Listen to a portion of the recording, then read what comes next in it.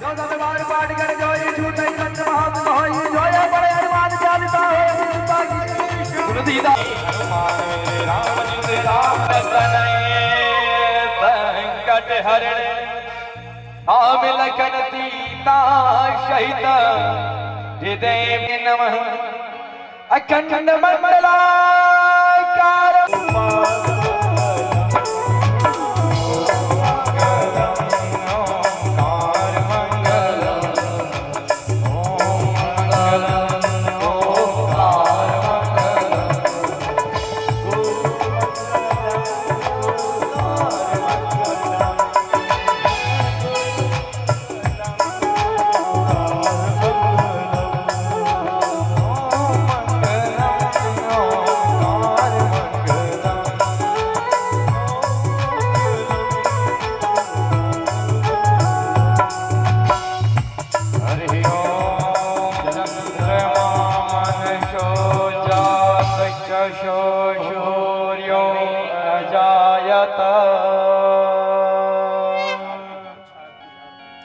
होले के पूजा की थाली ज्योत मन के जलाई तेरी आरती उतारू भोली माँ तू जो दे सहारा सुख जीवन का सारा तेरे चरणों पे वार भोली माँ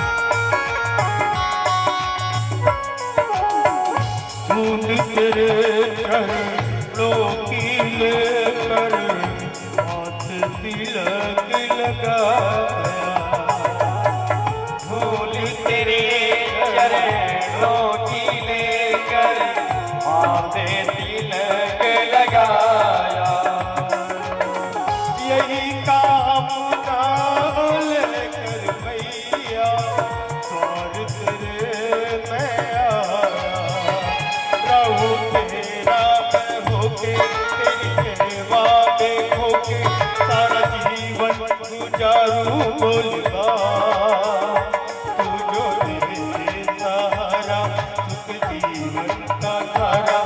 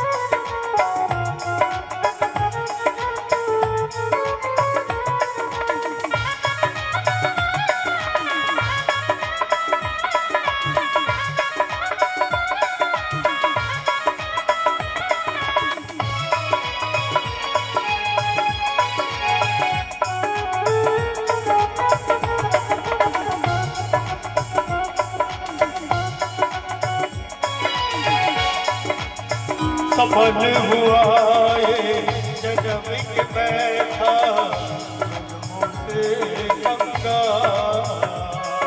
ये सफल हुआ ये जन्म के था मुझसे गंगा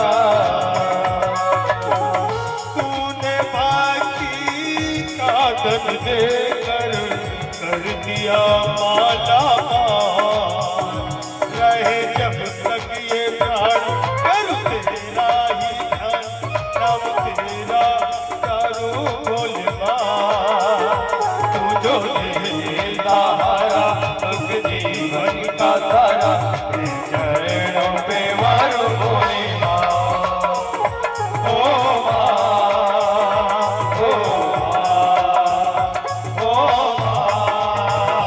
ओ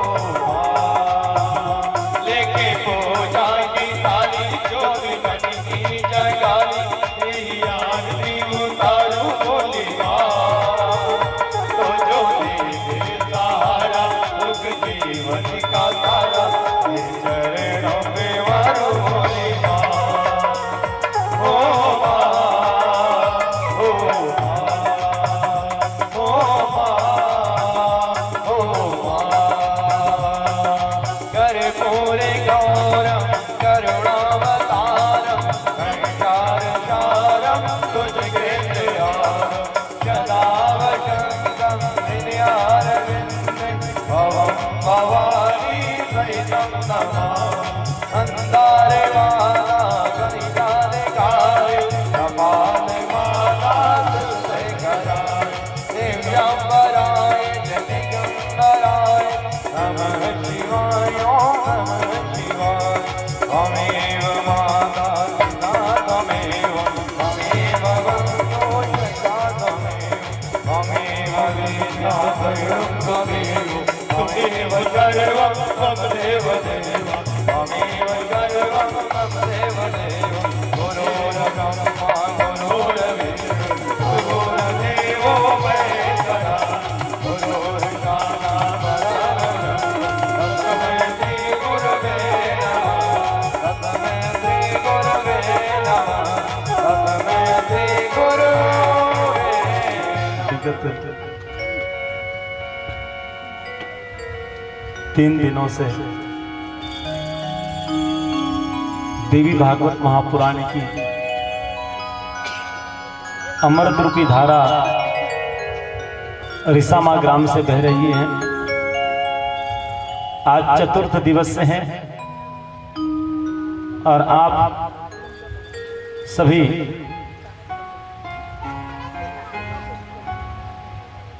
श्रोता मंडली श्रीमद् भागवत रूपी ज्ञान गंगा की कथा श्रवण करने के लिए यहाँ उपस्थित हुई हैं। सर्वप्रथम इस पवित्र दिव्य धराधाम को हम व्यासपीठ से वंदन करते हैं। माता पिता के चरणों में व्यासपीठ से कोटि कोटि वंदन करते हैं। सदगुरुदेव के चरणों में बारंबार वंदन करते हैं कि गुरुदेव यथासन ग्रहण करें।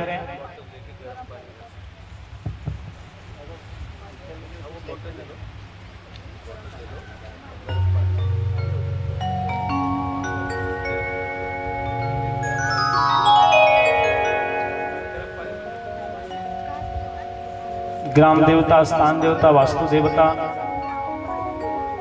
प्रधान पीठ को वंदन करते हैं और कथा के मुख्य यजमान के रूप से विद्यमान संकट मोचन हनुमान जी महाराज जी के चरणों में वंदन करते हैं। श्री काल भैरव जी महाराज जी के चरणों में वंदन करते हैं। उन माता रानी की बड़ी अनुकंपा कि हम माँ का बखान कितना करें, तो आदि शक्ति परांबा जगत जननी का बखान हम कैसा करें और इस वाणी से कैसा करें, क्योंकि माँ करुणामयी है, माँ ममतामयी है, माँ करुणा का सागर है, माँ ममत्व भरा प्यार है, माँ अद्भुत अलौकिक दिव्य आदि शक्ति परांबा जगत जननी का स्वरूप है। एक बात कहूं आप लोगों से,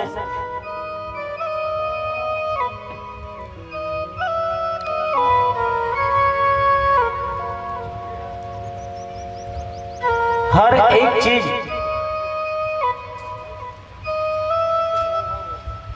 हर एक वस्तु आप अपने पसंद की चुन सकते हो। हर एक व्यक्ति अपने पसंद की वस्तु को, सामग्री को ले सकते हैं। यहां तक कि दुकान हो, मकान हो, मोटर हो, कार हो, हर एक चीज वस्तु को आप अपनी पसंद से ले सकते हो। यहां तक भी यदि विवाह करना हो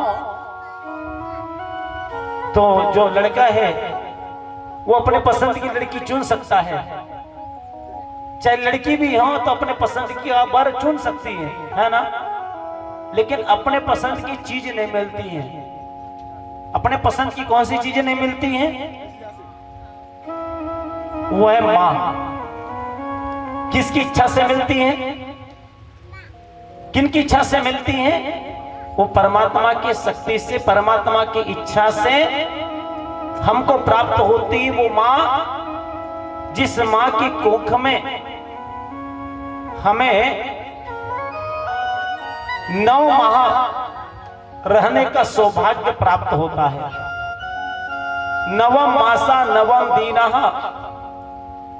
गर्भस्रावच भवतु वायु वेगेण मृत्युलोकः जन्मति। इस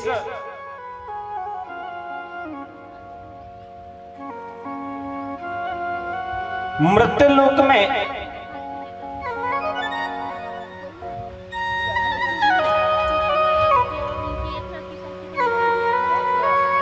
भगवान की कृपा से, उस भगवती की कृपा से ही हमारा प्रादुर्भाव इस मृत्युलोक में होता है। आज चतुर्थ दिवस से है मां कुष्मांडा देवी का। 9 देवियों के नाम है ना, आपको मालूम। प्रथमम शैलपुत्री च,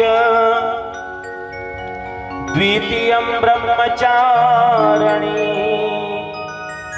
तृतीयम चंद्रघंटेति,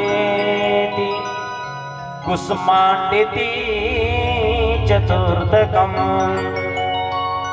पंचम स्कंदमातेति, षष्ठम कात्यायनीति च, सप्तमं कालरात्रीति,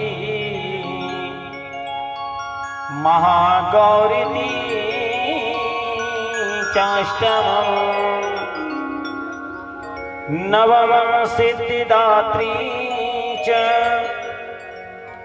नवदुर्गा प्रकीर्तिता, उक्तेन तानि नामानि ब्राह्मणेव महात्मनः। बोली आदि शक्ति नवदुर्गा मैया की जय। हमने आज सुबह के 17वें सत्संग जब किया तो एक बात हमने आपको कही, आदि शक्ति परांबा जगत जननी के जो हाथ दिखाई देते हैं, कितने हाथ वाली देवी का अपना दर्शन किया। मंदिर में आप जब गए तो मैया के हाथ आपने कितने देखा? बोलिए ना। ये देखो, जब आदान प्रदान होगा ना विचारों का, तब आप देवी पुराण की कथा को सुन सकोगे। और आप चुपचाप ऐसे बैठ जाओगे तो फिर कहां कथा में आनंद आवेगा। हमको तो लगेगा कि श्रोता कम हो, लेकिन सुनने वाले हो, रसिक श्रोता हो, सोने वाले न हो, चुपचाप ऐसे बैठे एकदम ऐसे बैठे रहने वाले न हो।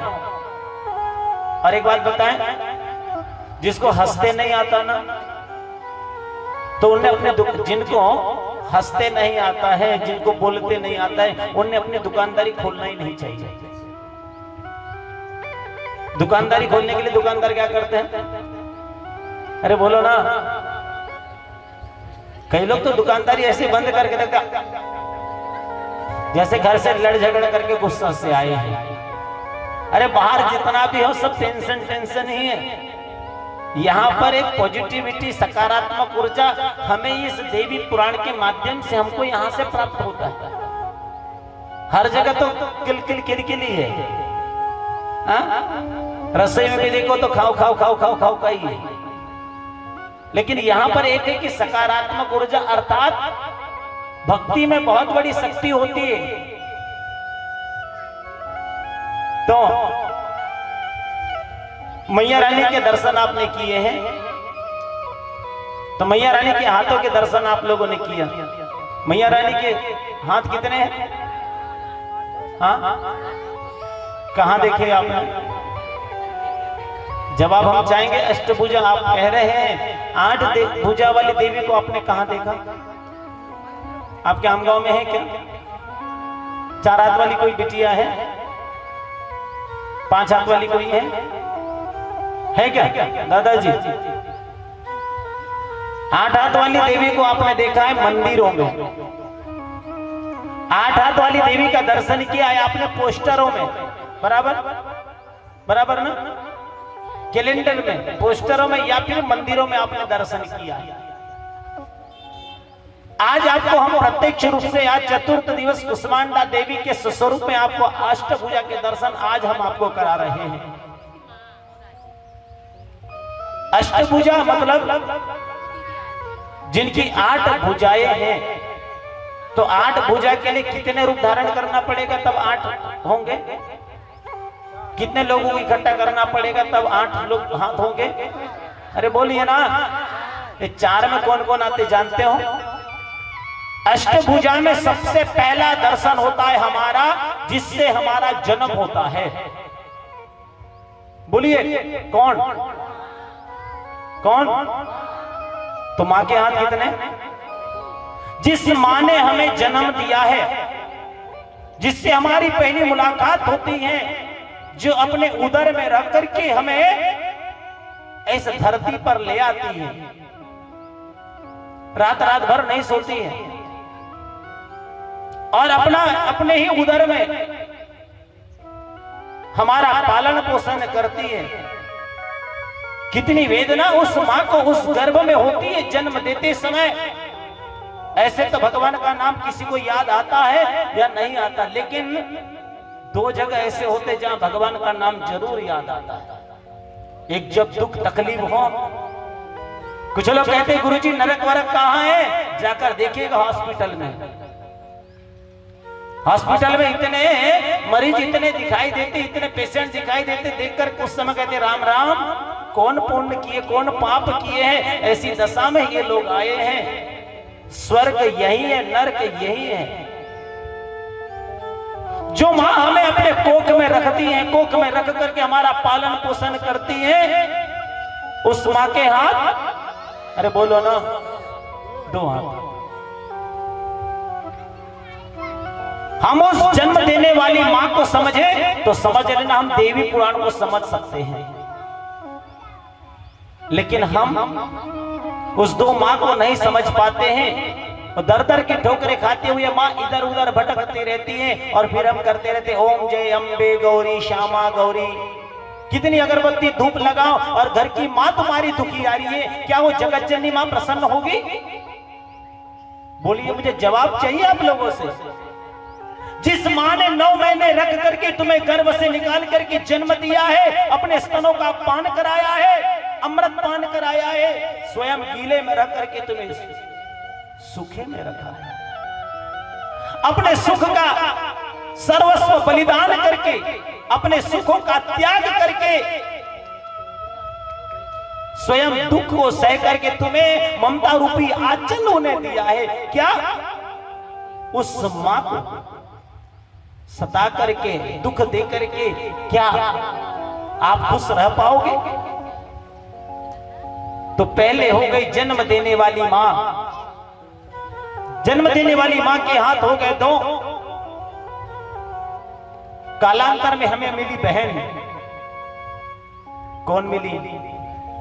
अरे बोलो ना, बहन बहन के हाथ दो, जो रक्षा का सूत्र बांध करके हमारे हाथ की शोभा बढ़ाती हैं। ये प्यार के बंधन को, आजकल प्यार का शब्द बोले तो युवा और युवतियों में हंसी आ जाती है।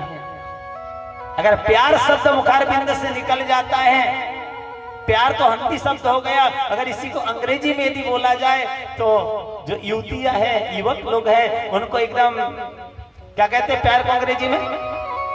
लव। एकदम उनकी हंसी देखो, अंग्रेजी उसी हिंदी में अपन कहते हैं प्यार। ये प्यार कहां से शुरू होता है? हमारे आंखों से। प्यार की शुरुआत कहां से होती है? हमारी आंखों से। यही आंखों से हम अपनी माँ को देखते हैं, इसी आंखों से हम अपनी बहन को देखते हैं, इसी आंखों से हम अपनी पत्नी को देखते हैं, इसी आंखों से हम अपने पुत्री को देखते हैं। लेकिन आंखों से जैसा विकार उत्पन्न होता है, मन वैसा कार्य करना शुरू कर देता है।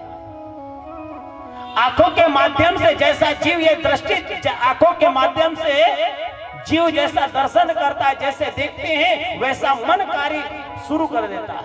किसके माध्यम से? आंखों के माध्यम से। कानों के माध्यम से जीव जैसी कथा सुनता है वैसा भाव उत्पन्न हो जाता है। कान सबसे बड़े है हमारे जीवन के कान। कैसे? हमको जितना पढ़ने से याद नहीं होता ना, उससे ज्यादा हमको सुनने से याद होता है। कितने कान दिए? कितने कान दिए? काय के लिए दिए जी? एक से नहीं सुन सकते थे? एक से सुन सकते थे कि नहीं? फिर दो दिए क्यों? क्यों दो दिए? तो एक बच्ची कहने लगी, गुरुजी भगवान ने दो कान इसलिए दिए हैं। काय के लिए दिए हैं? दादी की चश्मे की डंडी लटकाने के लिए। यदि ये कान होता तो कैसे लटकता हो ब्रह्मे जी? कैसा बांधते? पीछे रस्सी बांधना पड़ता है ऐसे। जी हाँ। और एक तो और मास्क जरूरत हो गई थी 19-20 में। आपने सबने देखा, सबने लगा दिए। एक समय है, दिन सबके आते हैं, जानते हैं। पहले हमारे गांव में जब खेती करते थे ना, जब गेहूं और चना निकालते थे, उस समय बैलों को बांधा जाता था ऐसा, कहीं नुकसान न कर दे। और खाने पीने यदि लग जाए तो हमारे खेती जो फसल है वो बर्बाद न हो जाए। तो हमारे स्वास्थ्य के लिए भी हमने मुंह पर सबने लगा लिया था। दिन सबके आते हैं ना। तो प्यार जो शब्द जो बोला जाता है तो मुखमंडल पे हंसी आ जाती है। प्यार का भाव क्या है? निस्वार्थ। जहां स्वार्थ यदि आ जाता है वो प्यार कभी नहीं टिकता है, वो प्रेम कभी टिकता नहीं है। कभी भी कहा पहला अक्षर ही अधूरा है। प्रेम निस्वार्थ हो तो टिकाऊ भी लेता है, लेकिन स्वार्थी प्रेम कभी टिकता नहीं। भाई बहन देखो ना, रक्षाबंधन प्रेम से बड़े भाव से बांधते हैं। अगर भाई से अपेक्षा की कि भैया रक्षाबंधन है, मुझे अच्छा वाला गिफ्ट देना, और भाई ने नहीं दिया तो दूसरे साल बहन बांध राखी बांधना बंद। सच्चाई कि नहीं? दूसरे साल से भाई को बंधन बांधना बंद, क्योंकि स्वार्थ आ गया। और स्वार्थ वाला प्रेम कभी टिकता नहीं है। यहां बताया गया है कि जिस मां ने हमें जन्म दिया उस मां के दो हाथ, और कालांतर में जो हथेली, जो हाथ की हथेली है, हाथों में रक्षा कवच बांध करके भाई की रक्षा के लिए एक प्रेम की निशानी बांधती है, वो बहन। बहन के हाथ, अरे बोलो कितने हो गए? पूरे कितने हो गए? कालांतर में पुरुष का विवाह हुआ। पुरुष का विवाह होकर के एक अच्छी सी सुलक्षणीय धर्म पत्नी मिली, धर्म के अनुसार आचरण करने वाली, धर्म पथ पर चलाने वाली ऐसी अर्धांगिनी हमारे जीवन में मिली, जो हमारे साथ सुख और दुख में दोनों साथ रह करके बड़े से बड़े संकट को, बड़े से बड़े दुख को, बड़े से बड़ी आपत को दोनों ने सामंजस्य की स्थिति, क्या कि विचारों के सामंजस्य की स्थिति, चाहे दुख हो चाहे फिर कितनी भी विपत्ति हो, ऐसी स्त्री ने, ऐसे पत्नी ने अगर पति का साथ दिया और वो पति चाहे निर्धन हो, चाहे गुणहीन हो, लेकिन अपने योग्य बल पर, क्योंकि कहते हैं स्त्रियों का जो चरित्र होता है ना, नारी का जहां सम्मान होता है ना, वहां पर देवताओं का निवास होता है। जहां नारी को प्रताड़ित किया जाता है, मारा जाता है, वहां लक्ष्मी जी कभी ठहरती। जहां नारी के पीछे, जहां स्त्री के पीछे नाना प्रकार का उपद्रव किया जाता है, उन घर में कभी शांति नहीं रहती है। लक्ष्मी का स्थान तो नारी के हाथ में ही है। नारी चाहे तो घर को स्वर्ग बना दे, नारी चाहे तो घर को स्वर्ग बना दे, और नारी चाहे तो घर को नरक का अड्डा बना दे। कहते हैं ना, मूर्खों की मंडली में विद्वानों की बेदशा है। मूर्खों की मंडली में विद्वानों की बेदशा है, और जिनके घर में कर्कशा, समझ रहे हैं, जिनके घर में कर्कशा, उनकी बड़ी दुर्दशा है, उनकी बड़ी दुर्दशा है। अच्छी जीवन संगनी यदि हमारे जीवन में मिल गई, वो निर्धन व्यक्ति को भी धनवान बना सकती है। गुणहीन नहीं, गुणहीन है, गुण नहीं है, लेकिन अर्धांगिनी अच्छी मिली तो उस पति को जीवन में 4 चांद लगा सकती है। ऐसी जीवन संगिनी यदि जीवन में अच्छी मिल गई तो उस पति का, उस घर का, उस परिवार का उद्धार कर सकती है। तो ऐसी सुनीति, नीति के अनुसार चलने वाली ऐसी धर्म पत्नी यदि जीवन में मिल जाए तो पत्नी के हाथ, बोलिए ना, 2 कितने हो गए?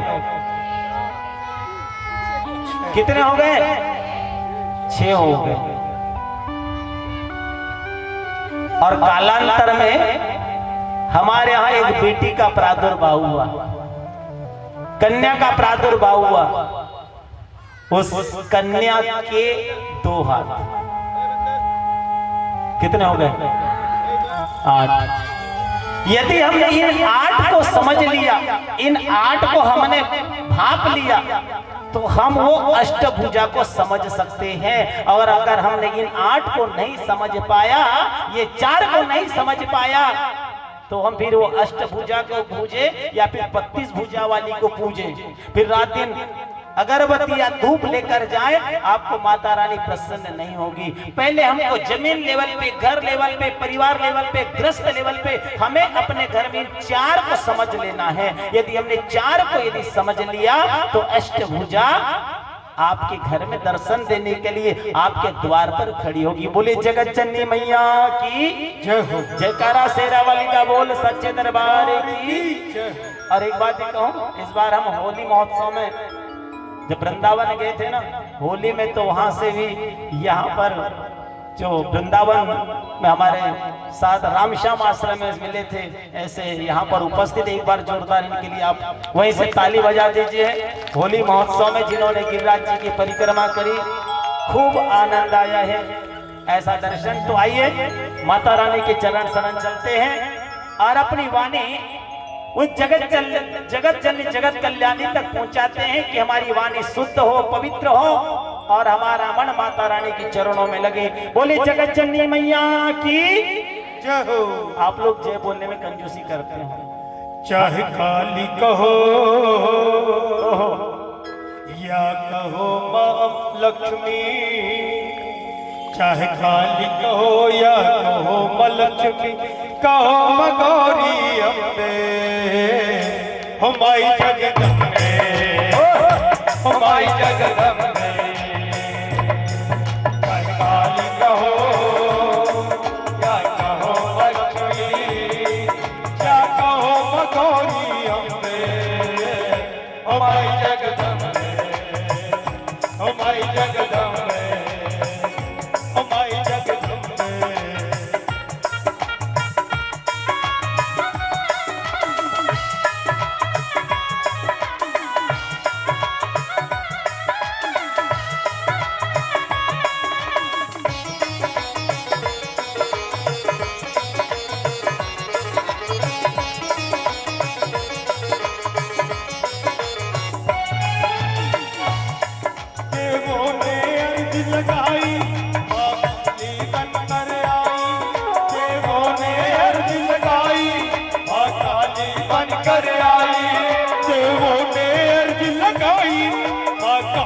बनकर आई, देवों ने अर्ज लगाई, माँ काली बनकर आई। दुष्टों को मार भगाई, भक्तों की जान बचाई, दुष्टों को मार भगाई, भक्तों की जान जगाई। कृष्ण लिए रसपान किए, वो कृष्ण किए रसपान किए, कल्याण करो माई जगदम्बे, ओ माई जगदम्बे। चाहे काली कहो या कहो मलक्ष्मी, क्या कहो मगौरी अम्बे, ओ माई जगदम्बे, ओ माई जगदम्बे।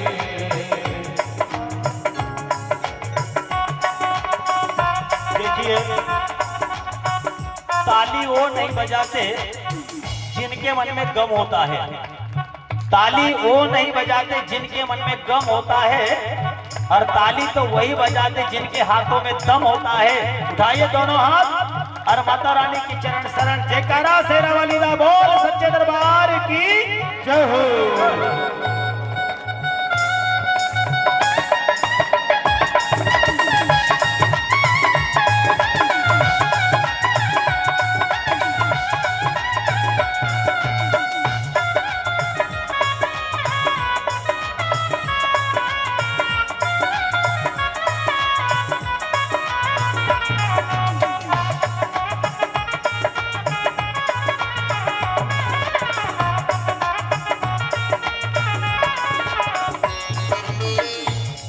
निर्धन ने आस लगाई, महालक्ष्मी बनकर आई, निर्धन की आस लगाई, माँ लक्ष्मी बनकर आई। निर्धन ने आस लगाई, महालक्ष्मी बनकर आई, निर्धन की आस लगाई, माँ लक्ष्मी बनकर आई। भक्तों की खाली झोली, भक्तों की खाली झोली, माता भर काली झोली, माता भरने को आई। ध्यान करे, गुणगान करे, वो ध्यान करे, गुणगान करे, वो सदा सहाई माई जगदम्बे, माई जगदम्बे, माई जगदम्बे। चाहे काली कहो क्या कहो मलक्ष्मी, चाहे काली कहो जय कहो लक्ष्मी, क्या कहो माई जगदम्बे, ओ माई जगदम्बे, ओ माई जगदम्बे। जय हो।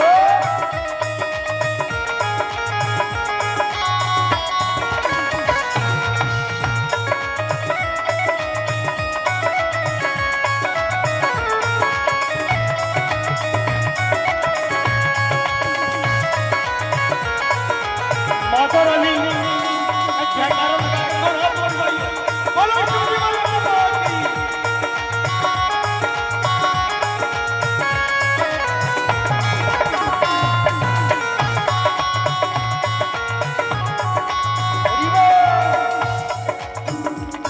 माँ सुंदर रूप बनाई, शिव जी की नार कहाई, माँ सुंदर रूप बनाई, माँ जी की नार कहाई।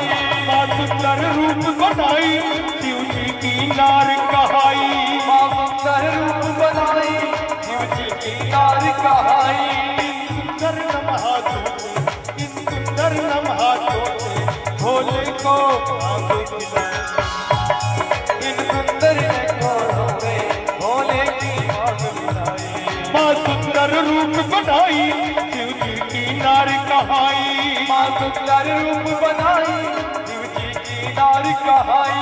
इन सुंदर नमहातों से भोले को भाग खिलाई।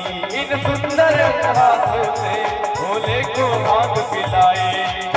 लिए कैलाश पे माँ, क्या लिए कैलाश पे क्या नंदी सिखाई है। ओ माई जगदम्बे, ओ माई जगदम्बे, माई जगदम्बे, ओ माई जगदम्बे। क्या काली कहो क्या कहो मलक्ष्मी, जय काली कहो कहो गौरी अम्बे माई जगदम्बे माई जगदम्बे माई जगदम्बे माई जगदम्बे माई जगदम्बे माई जगदम्बे।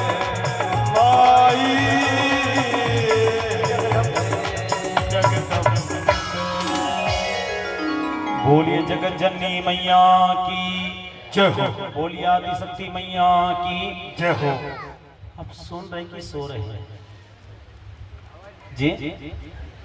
सो रहे कि सुन रहे हैं? अच्छा सो रहे तो हाथ खड़ा करो तो बोलो जगत जननी मैया की। सो रहे तो हाथ खड़ा करो, पता चल गया। अच्छा आप जाग रहे हैं तो कम से कम जय बोल दीजिए। बोले जगत जननी मैया की जय हो।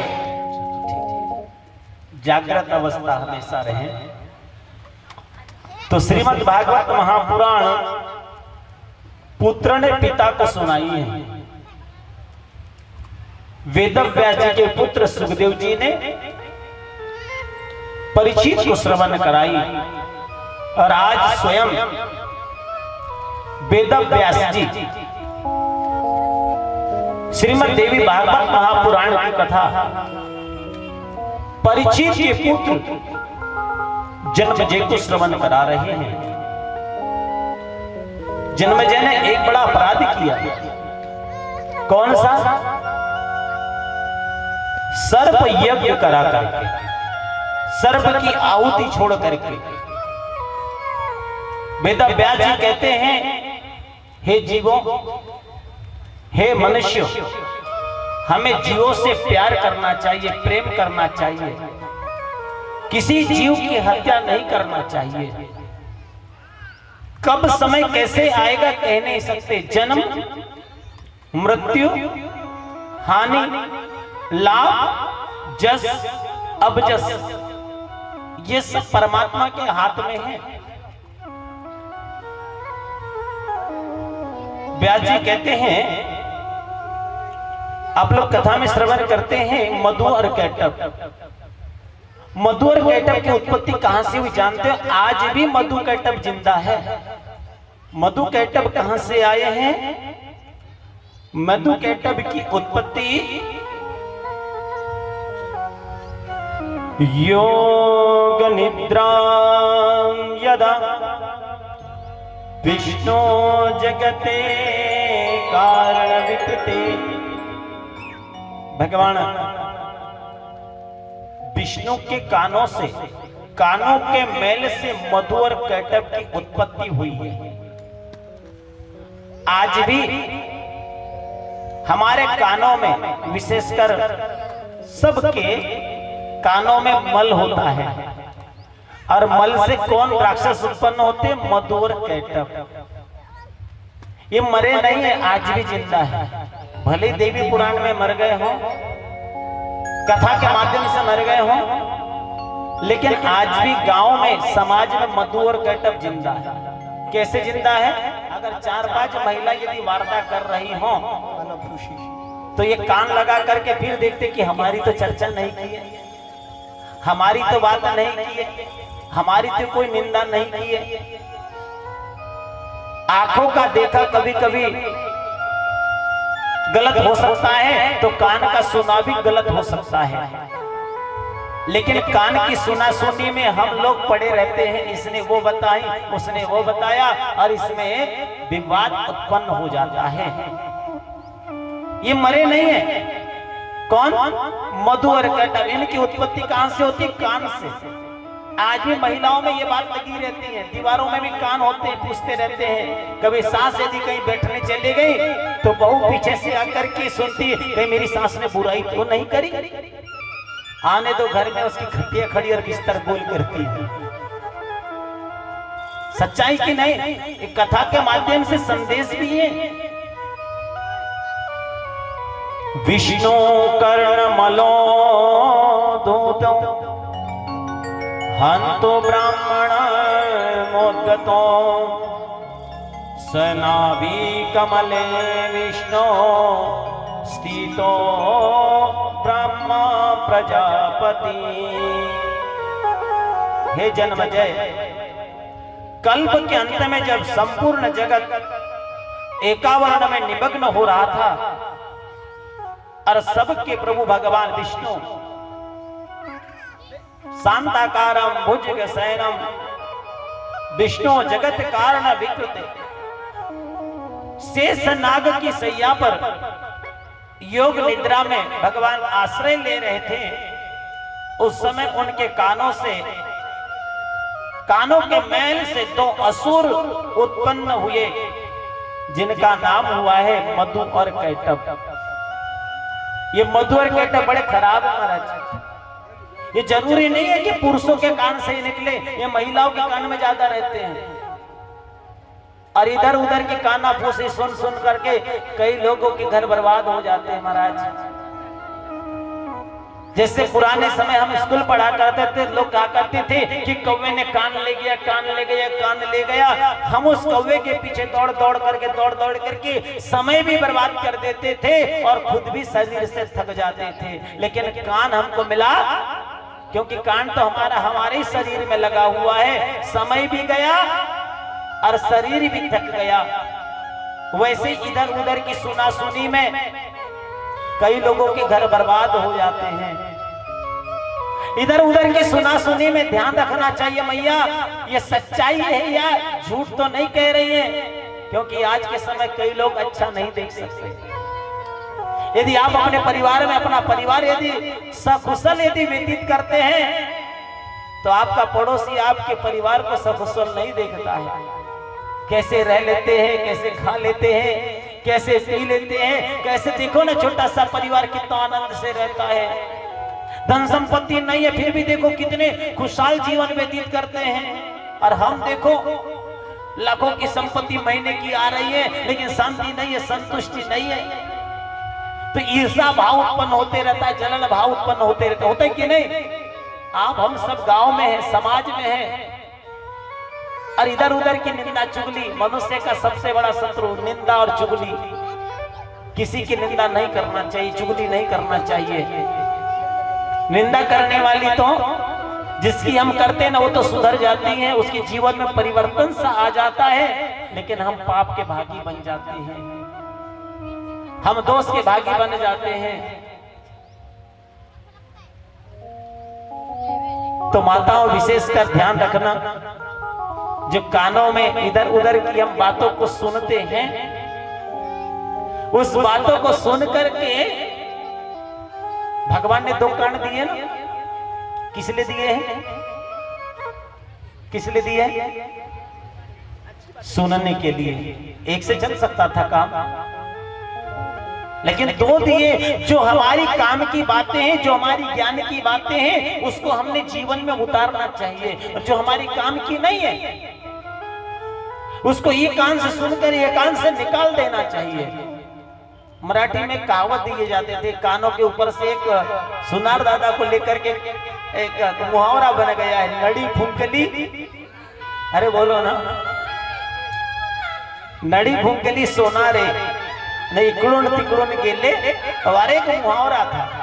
और एक बात अच्छी बताऊं आपको, हमको यदि कान छेदाना हो तो हम किनके पास जाते हैं? लोहार नहीं छेदा दे सकता क्या? लोहार दादा भी छेदा दे सकते क्या? नहीं, क्यों दादा? लोहार भी हमारा कान छेदा दे सकता है और छीद भी जाएगा, लेकिन गारंटी नहीं आपका कान सलामत रहेगा कि आपका कान सलामत रहेगा कि नहीं रहेगा, इसकी गारंटी नहीं। लेकिन सुनार दादा के पास यदि हम चले जाएंगे तो हमें विश्वास है, वो 2 साल की बच्ची 2 साल की बच्ची का कान बड़े प्रेम से छिदा करके सुंदर सी बाली लग जाएगी। लेकिन लोहार दादा के पास न बाली की गारंटी और न कान की गारंटी, न भेजे की गारंटी। एक हथौड़ा पड़ गया तो पूरा भेजे का चटनी न बन जाए। तो हमको कान यदि छिदाना है तो सुनार के पास जाते। ठीक उसी प्रकार जो हमारे ज्ञान की चीजें, जो हमारी काम की चीजें हैं, वो हमें लेना है, जो हमारे काम की चीजें नहीं है उसे ये कान से छोड़ करके इधर निकाल देना है। एक कथा याद आ रही है। एक स्वर्णकार था। स्वर्णकार ने दो प्रतिमा बनाई, दोनों धातु की प्रतिमा, दोनों का एक जैसे वजन है, दोनों एक जैसे दिखने वाली हैं। बाजार में बेचने के लिए ले गया। लोग आने जाने वाले पूछने लगे, भैया ये दो प्रतिमा है, इसका मूल्य कितना है? तो वह स्वर्णकार ने, मूर्तिकार ने कहा, एक 100 रुपया की है और एक 1000 रुपए की है, आइए परीक्षा करिए और ले जाइए।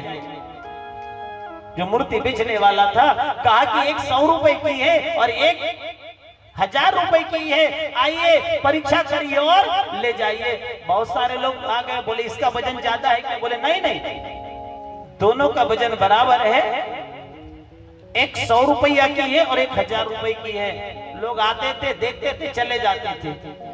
लोगों की भीड़ जमा हो गई। लोग नाना प्रकार के पूछे, सोने की है? नहीं भैया, दोनों चांदी की है, दोनों पीतल की है। फिर अंतर कैसे? बोले आइए परीक्षा करिए और लेकर जाइए। लोगों की भीड़ जमा हो गई। लेना देना रुपए का नहीं। जैसे कभी कभी झगड़ा हो जाता है ना, तो कई लोग इकट्ठा हो जाते हैं, हाथ बांध करके देखते कौन किसको मार रहा है। अपना समय बर्बाद करते हुए वहां देखते रहते हैं, फायदा होता कुछ भी नहीं। अगर कोई मारते दिख गया तो, लेकिन बोलते बोलते कुछ नहीं, देखते रहते। तो वैसे वो मूर्तिकार ने कहा कि आइए परीक्षा करिए और ले जाइए। बहुत सारे लोग आए, लेकिन परीक्षा करने वाला कोई नहीं। उतने में एक महात्मा जी आए। महात्मा जी ने एक रस्सी लिया। क्या लिए? एक रस्सी लिए, रस्सी। और रस्सी लेकर के उस मूर्ति में कान में छोड़े। ये कान में निकाले तो वो रस्सी जो है ये कान से इधर निकल गई, और दूसरी प्रतिमा में जब छोड़े रस्सी तो वो ये कान से इधर नहीं निकली, वो सीधी इधर आ गई। तो कौन सी 100 रुपया की और कौन सी 1000 रुपया की? जो इधर से इधर निकल गई वो 100 रुपया की, क्योंकि हमने कानों से सुना लेकिन जीवन में परिवर्तन नहीं किया, हमने अपने आप को नहीं सुधारा। हमारे गुरुदेव कहते हैं ना, हम सुधरेंगे युग सुधरेगा। हम युग को सुधारने के लिए चले लेकिन खुद बिगड़े हुए हैं। आचार्य गुरुदेव श्री राम शर्मा जी के वाक्य, हम सुधरेंगे युग सुधरेगा, हम बदलेंगे युग बदलेगा। लेकिन हम यदि बिगड़े हुए हैं तो कहां से युग बदलेगा? तो जो ये कान से सुनकर के हमने इधर निकाल दिया उसका कोई कीमत नहीं है, लेकिन जो इधर से सुन लिया, जो हमारे शरीर में अंदर तक चली गई और हमारे जीवन में परिवर्तन आ गया, हमारे व्यवहार में, हमारे आचरण में परिवर्तन आ गया, तो हमारा जीना एक सार्थक हो गया। तो कान में से मधु और कैटव का प्रादुर्भाव हुआ। भगवान नारायण के साथ 5000 वर्षों तक युद्ध करते रहे। जब मधु और कैटव को परास्त करना, ये जो कान से जो, एक बात बताऊं दादा, जीवन में दो चीज की दवाई नहीं बनी, एक शंका और एक शक। जहां शंका यदि जीवन में आ गई तो समाधान कर लेना चाहिए, और जीवन में जहां शक की सुई अंदर तक घुस गई तो जीवन में संकट निर्माण हो जाता है। मधु और कैटव को मारना अर्थात इधर उधर की सुनी सुनाई में, बातों में न उसके हाथ है न पैर है। बातों को हाथ पैर है क्या? अच्छी बातें फैलने के लिए समय लगती है, लेकिन गंदी बात बहुत जल्दी फैल जाती है, बहुत जल्दी। और मधु और कैटव का इतना आंतक हुआ कि 5000 वर्ष तक युद्ध करते रहे भगवान नारायण, लेकिन ये जो सुनी सुनाई बातों को मारना संभव नहीं है। ब्रह्मा ने आदि शक्ति परम्बा जगत जननी का ध्यान किया। त्वं स्वाहा त्वं स्वधा त्वं ही वसटकारा स्वरात्मिका। हे देवी, तुम स्वाहा हो, तुम स्वदा हो, तुम ही वसटकार हो, स्वर भी तुम्हारे ही स्वरूप है, तुम ही जीवन दायिनी अमृत सुधा हो। नित्य अक्षर प्रणव में अकार उकार मकार इन तीनों मात्राओं के रूप में तुम ही स्थित हो, तथा इन तीन मात्राओं में अतिरिक्त जो बिंदु रूपा नित्य अर्ध मात्रा है जिसका विशेष रूप से उच्चारण नहीं किया जा सकता, हे देवी त्वमेव संध्या सावित्री त्वं देवी जननी परा त्वयेतदायते विश्वं त्वयत सृजते जगता। ब्रह्मा जी ने नाना प्रकार के मां आदि शक्ति परांबा जगत जननी का स्मरण किया, क्योंकि कान से सुना सुनी बातों को मारना असंभव है। उसे मारा जा सकता है तो केवल ज्ञान के बल पर। आदि शक्ति परांबा जगत जननी प्रकट हो गई और जगत जननी ने कहा कि हे नारायण, ये सुनी सुनाई बातों को मारना असंभव है, इन्हें युद्ध से नहीं इन्हें ज्ञान से जीता जा सकता है। आप ज्ञान के द्वारा उन्हें परास्त कर सकते हो। तो भगवान नारायण भगवान विष्णु स्वयं मधु और कैटभ के पास गए और मधु और कैटभ से कहा, ए मधु, अरे वो कैटभ, मैं तुम्हारे साथ बाहुबल के साथ बाहु युद्ध से अत्यंत प्रसन्न हूं। वर मांगो, क्या चाहिए जो मांगोगे मैं तुमको देने के लिए तैयार हूं। वर मांगो, जो चाहिए वो देने के लिए मैं तैयार हूं। मधु और कैटभ अहंकार के पुंज थे। क्या थे? अहंकार। और अहंकार में आकर कहते, हे नारायण, अरे ओ विष्णु, तू हमें क्या देगा? अरे देना हो तो हमसे मांगो, क्या चाहिए? तुम क्या हमको दोगे और क्या हम लेंगे? मांगना हो तो हमसे मांगो, जो तुम मांगोगे हम तुमको देने के लिए तैयार है। मांगो, क्या चाहिए? भगवान नारायण ने कहा, मधु और कैटभ कह रहे हैं नारायण से, अरे मांगने में जाता क्या है? मांगने में जाता क्या है?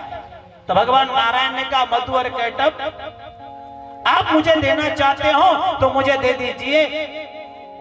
बोले मांगो, हाँ हाँ, जो जो मांगोगे। अहंकार में थे मधु और कैटभ, मांगो जो चाहिए हम देंगे। मधु और कैटभ ने कहा, हाँ हाँ मांगो, जो चाहिए वो हम देंगे। भगवान नारायण ने कहा, ठीक है, तो मुझे दे दो, मेरे हाथों तुम मारे जाओ। मुझे देना है तो एक वरदान दे दो कि मेरे हाथों तुम दोनों मारे जाओ। इसको कैसे मारा जा सकता है? ज्ञान के द्वारा ही मारा जा सकता है। और मधु कैटभो दुरात्मनो अतिवीर्य पराक्रमो, यदि तुम मुझ पर प्रसन्न हो तो मेरे हाथों से मारे जाओ। बस इतना ही वर मांगा है, यहाँ दूसरे वर की क्या आवश्यकता है? इस प्रकार जन्मजय मधु और कैटभ धोखे में आ जाने पर संपूर्ण जगत में उन्होंने देखा कि चारों तरफ जल ही जल है। विलोक्यम ताभ्यम गतितो भगवान कमलेक्षणा आवाजहीन यत्रो भी सलिलेन परिलुप्तः। संपूर्ण जगत में चारों तरफ जल ही जल है। जब जल देखा तब कमल नयन भगवान से कहा कि हे भगवान, जहां पृथ्वी जल में डूबी ना हो, जहां सूखा स्थान हो, वही हमारा वध करो। और भगवान ने, हे जन्मजय, तब भगवान ने तथास्तु कहा। यथे युक्तां भगवानां शंख चक्र गदाभृतां कृत्वा चक्रेण वचिन्ने जगने शिरसि तयोहां। भगवान नारायण ने तथास्तु कहा और शंख चक्र गदा और पद्म धारण करने वाले